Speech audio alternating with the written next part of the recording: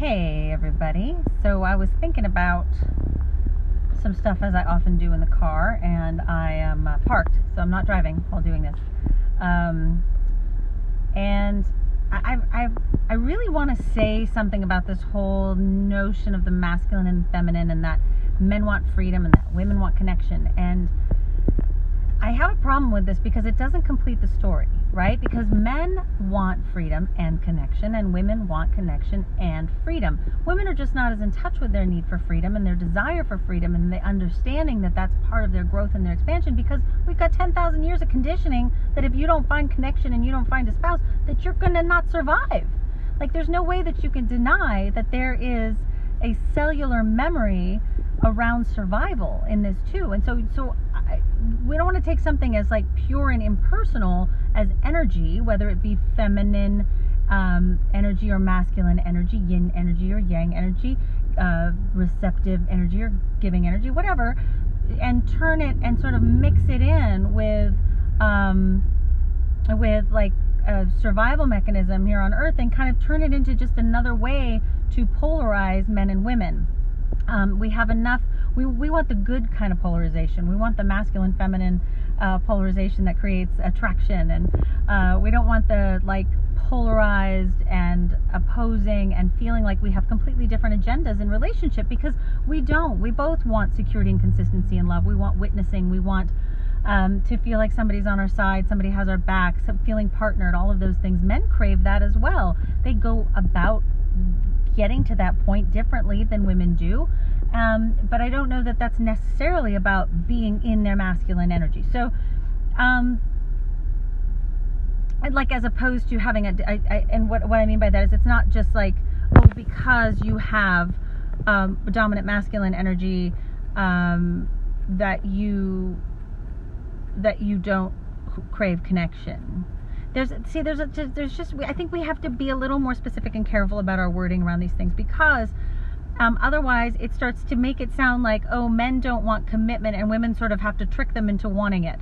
And men want freedom to be men. They want freedom to be in their healthy masculine and to go about their day without their phone blowing up all day, or without being punished for it somehow, right? And women actually want that too. And women who want to be productive and be in their day and be focused and be in their linear problem-solving productive energy all day and not wanting to be interrupted or pinged all day long, they're sort of labeled as like bitchy and not feminine, and that's not fair either. And so we all need the freedom to be authentic, to be in whatever our authentic energy is, whatever serving us in that moment for the day. Now, I do think that as in your romantic relationship, I do think there essentially has to be an agreement, even if it's 51-49, I'm going to be 51-49 masculine, you're going to be 51-49 feminine, so that we can create the polarity that is attraction and romance and sexuality, and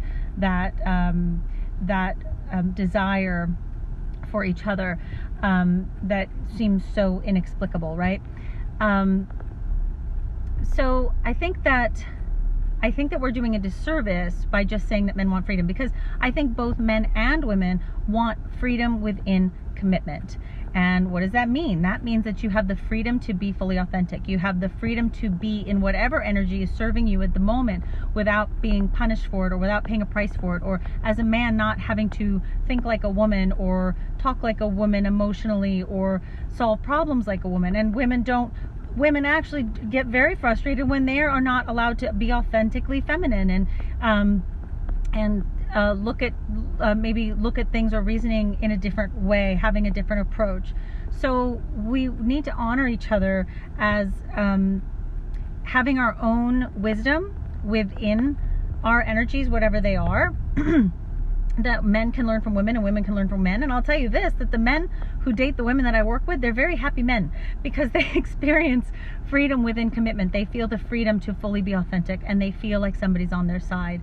And the women feel the same way, because they are understanding how to fully be in their authenticity and in their femininity, in the romance. That's where they want to be.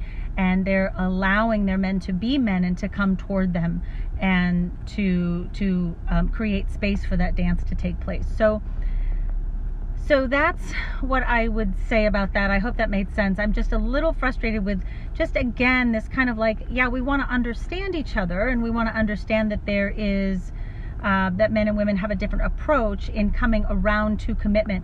But I think to say that we have actually different agendas in relationship is not fair. I don't think that men just want freedom and women want connection. I think both genders want freedom and connection, and I believe that they both want freedom within commitment, freedom to be fully expansive, to be able to grow, to be able to be creative and not pay a price for their own energetic desire for growth and expansion.